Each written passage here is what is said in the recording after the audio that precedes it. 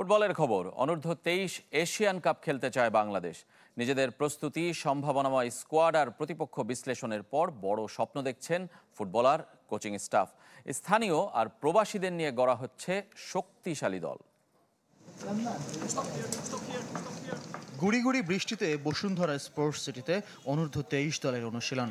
Spotlight প্রবাসী জায়ান আহমেদের ওপর। একজন প্রবাসী সহ 19 ফুটবলারকে নিয়ে চলছে সাইফুল বাড়ি টিটুর পাঠশালা। এশিয়ান কাপের নাম লেখানোর মিশনে বাছাই পর্বকে গুরুত্ব দিচ্ছে ফেডারেশন আর টিম ম্যানেজমেন্ট। ফুটবলাররাও আত্মবিশ্বাসী। এখন পর্যন্ত আমরা যারা টিমে জয়েন করেছি, তো আলহামদুলিল্লাহ সবাই সুস্থ আছে, এটা অনেক বড় পাওয়া। তো অলরেডি আমরা কিভাবে খেলবো বা কি করব, কোচ আমাদেরকে ইনস্ট্রাকশন দিয়েছে। আমরা সর্বোচ্চ দিয়ে চেষ্টা করব যে কোয়ালিফাই করার জন্য, এবং আমাদের টার্গেটটা ওইভাবে আমরা সেট করতেছি। প্রথম ম্যাচটা খুব ইম্পর্টেন্ট, আমি মনে করি যে ফার্স্ট ম্যাচ গ্রুপের ওইটা ডিসাইড করবে। আর মেইন হচ্ছে যে প্রেশার তো এখন থাকবে, মেয়েরা কোয়ালিফাই করেছে এশিয়ান কাপে, সো এটা 23 হোক বা সিনিয়র টিম হোক, এটা প্রেশারটা থাকবে। অফকোর্স।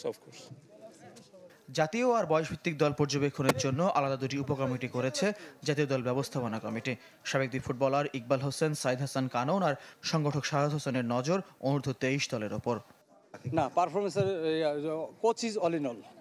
কোচের উপরে আমাদের পারফরমেন্স নিয়ে আমরা কোনো কথা বলবো না। পরবর্তীতে আমরা ফাইন্ড আউট করবো, দেন আমরা মিটিংয়ে ডিসকাশন করবো। ওদের ম্যানেজমেন্টের কোনো সমস্যা আছে কিনা, থাকার কোনো সমস্যা আছে কিনা, কোনো ফ্যাসিলিটিসের প্রবলেম আছে কিনা, কোচিং স্টাফদের সাথে কোনো দ্বন্দ্ব আছে কিনা, এগুলো সব ফাইন্ড আউট করে যাবে। ওদের হেল্প করার জন্য আসলে আমাদের উপকমিটি করে দেওয়া হয়েছে।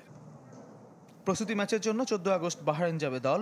আবাহনীয় বসুন্ধরা কিংস ফুটবলাররা দলের সঙ্গী হবেন এএফসি চ্যালেঞ্জ লিগের প্লে অফ ম্যাচের পর।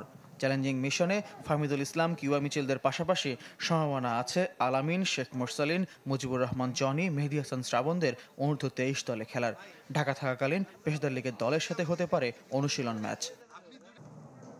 এশিয়ান কাপ বাছাইয়ে 3 থেকে 9 সেপ্টেম্বর ভিয়েতনামে বাংলাদেশের 3 গ্রুপ ম্যাচ। ফয়জুল ইসলাম, চ্যানেল 24, ঢাকা।